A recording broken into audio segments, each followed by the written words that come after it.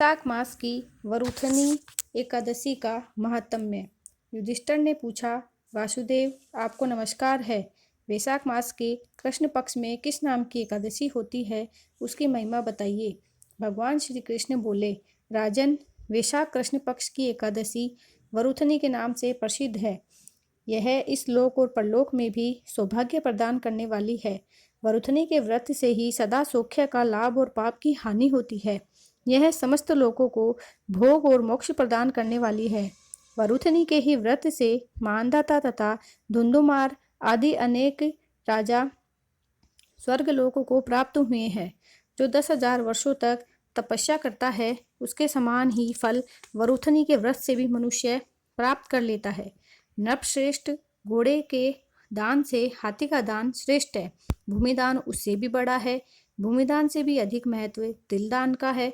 तिलदान से बढ़कर स्वर्णदान और स्वर्णदान से बढ़कर अन्नदान है, क्योंकि देवता, पितर तथा मनुष्य को अन्न से ही तृप्ति होती है। विद्वान पुरुषों ने कन्यादान को भी अन्नदान के समान बताया है। कन्यादान के तुल्य ही धेनु का दान है। यह साक्षात भगवान का कथन है। ऊपर बताए हुए सब दानों से बड़ा विद्यादान है। मनुष्य वरुथनी एकादशी का व्रत करके विद्यादान का भी फल प्राप्त कर लेता है। जो लोग पाप से मोहित होकर कन्या के धन से जीविका चलाते हैं, वे पुण्य का क्षय होने पर यातना में नरक में जाते हैं। अतः सर्वथा प्रयत्न करके कन्या के धन से बचना चाहिए। उसे अपने काम में नहीं लाना चाहिए। जो अपनी शक्ति के अनुसार आभूषणों से विभूषित करके पवित्र भाव से कन्या का दान करता है, उसके पुण्य की संख्या बताने में चित्रगुप्त भी असमर्थ है। वरुथनी एकादशी करके भी मनुष्य उसी के समान फल प्राप्त करता है। व्रत करने वाला वैष्णव पुरुष दशमी तिथि को कांस, उड़द, मसूर, चना, कोदो, शाक, मधु, दूसरे का अन्न, 2 बार भोजन तथा मैथुन, इन 10 वस्तुओं का परित्याग कर दे। एकादशी को जुआ खेलना, नींद लेना, पान खाना, दातुन करना, दूसरों की निंदा करना, चुगली खाना, चोरी, हिंसा, मैथुन, क्रोध तथा असत्य भाषण, इन 11 बातों का त्याग दे।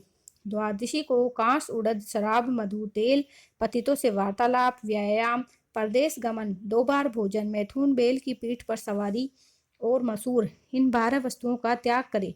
राजन, इस विधि से वरुथनी एकादशी की जाती है। रात को जागरण करके जो भगवान मधुसूदन का पूजन करते हैं, वे सब पापों से मुक्त हो परम गति को प्राप्त होते हैं। अतः पाप भीरु मनुष्य को पूर्ण प्रयत्न करके इस एकादशी का व्रत करना चाहिए। यमराज से डरने वाला मनुष्य अवश्य वरुथनी का व्रत करे। राजन, इसके पढ़ने और सुनने से सहस्त्र गोदान का फल मिलता है और मनुष्य सब पापों से मुक्त होकर विष्णु लोक में प्रतिष्ठित होता है।